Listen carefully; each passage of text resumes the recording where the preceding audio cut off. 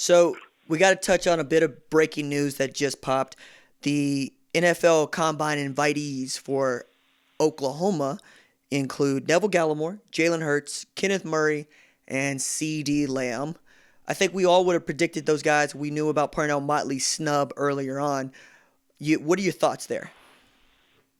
Well, I just can't wait to see Kenneth Murray and Neville Gallimore test, right? I mean, they're going to put on a freaking show. Amen. And, I mean, we could say CeeDee too, but we already know what CeeDee's about to accomplish, right? I mean, heck, if I'm CeeDee, I'm just showing up for the free gear and not even doing a thing because I see no reason for him not to be the number one wide receiver taken in the upcoming draft. So I'm excited to see what those guys are going to accomplish. Jalen Hurts is going to be obviously probably the storyline of that week for Oklahoma. How does he prove to be that quarterback that everyone is hoping he eventually becomes? And obviously he started to get more and more of those freaking position change questions, which I just can't stand. I'm sorry, but no, it's going to be an intriguing process. And Parnell Motley being snubbed, don't even get me started on that, man. I can't believe that guy, after what he accomplished this past season, is not getting that recognition. It's mind-numbing to me how so many football minds could have that tape at their hands and that level of production and say, no, we're good. It blows my mind that Parnell Motley will not be testing at the NFL Combine. I like me some pissed Collin. It's a lot of fun. I like Matt Collin. No, all right. So I am one of the folks saying Jalen should consider a position move. I understand how that hits a lot of people. I understand if you're a quarterback, you're a quarterback. Do what you want to do and how you want to do it. I also see his skill set as being the same as a guy like Taysom Hill. You know, Taysom Hill was a great BYU quarterback. He wasn't on the caliber of Jalen Hurts, but he also didn't have the tools around him that Jalen Hurts had, right? I think with CeeDee Lamb, you'll go through the combine testing, one, because you want to, because it's fun to play football or anything that resembles football, but two, if you want to get drafted ahead of T. Higgins and Jerry Jeudy, the best way to actually put that to bed is to out-compete them, is to beat them.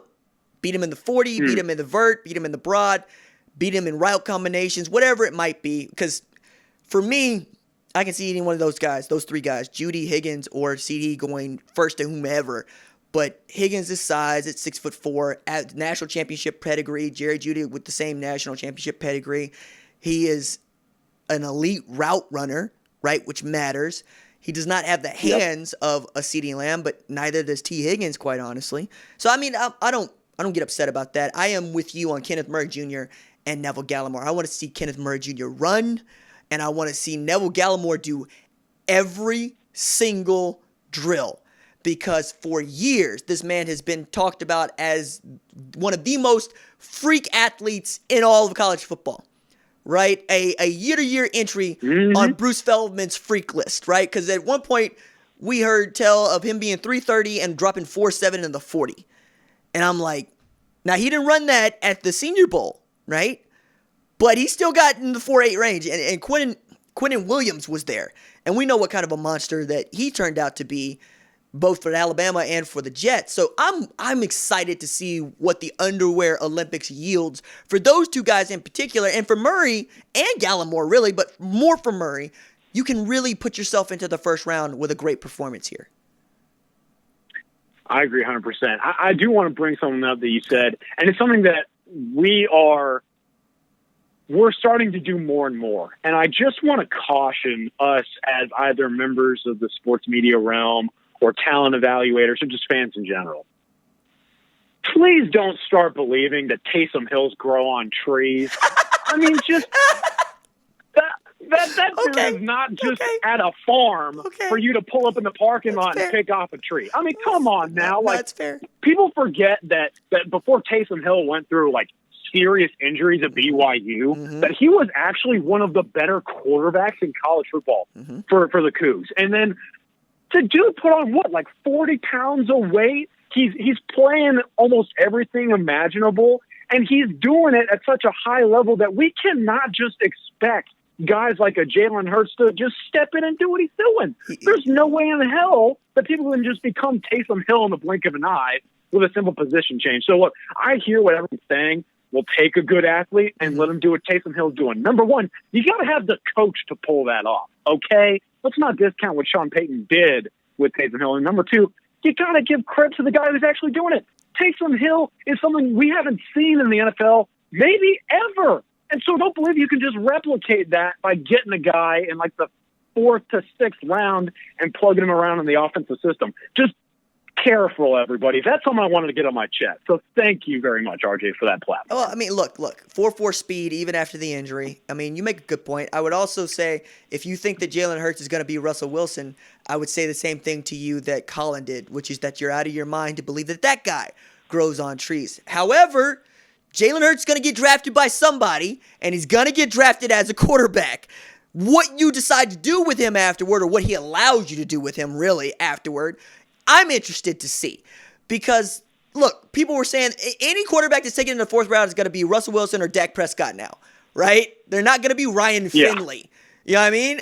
Like, friggin' Will Grier goes in the 2nd round, and he wasn't that good last year, all right? So would we say Jalen Hurts is a better quarterback than Will Grier?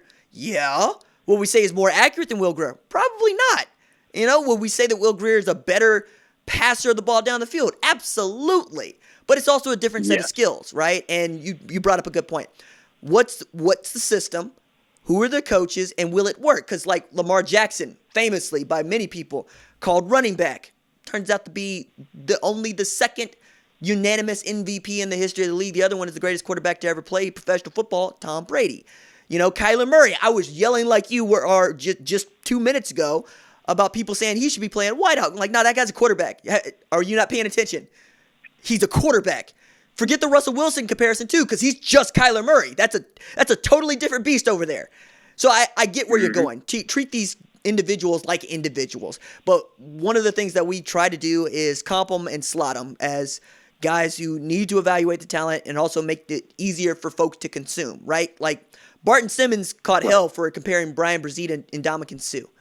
You know, Jaquindon Jackson, he compared to Dak Prescott. You know, it's just, you're trying to give people a visual of what his skill set might look like, not who he's going to be. Like I've compared Miles Slusher to Ed Reed because that's his skill set. Not that he's going to be a Pro Football Hall of Famer and win a Super Bowl. That's not what I said. You know what I mean? It's just, I get where you're coming from. I also use the Taysom Hill comp, like many people, because it's the closest thing to saying, hey, I think that Jalen Hurts, I don't think there's a thing that Jalen Hurts can't do. More to the point, right? I think that he can do anything on a football field, which, by the way, ain't something that a lot of dudes get to say. It just ain't. Now, correct. Well, now what he ends up doing, I'm like you. I'm going to be interested to see, and I'm going to be very, very excited to see him play football. Collin, man, this has been great. We got to do this more often. Hey, I would be down anytime, any day of the week. Let's talk some ball. I'm always ready to talk, whether it's Sooners or the next level. We got some XFL going on too. We got to talk about that sometime during the season as well, dude. Let's try to do it again next week then, because the Renegades will have played. The first week will be done, and you will have been there. And my mother's gonna have her fan report, I'm sure. This is Collin Kennedy. Follow him on the Twitters at @CKennedy24 @CKennedy24. He's the man. He's keeping that engine churning. That is OUinsider.com. He, myself, Joey try to keep the front page spinning, and my man Drum comes through with insider notes. I come through with some. Collin comes through with some. Now is as good a time as ever to become a member at OUinsider.com. And again, follow Collin.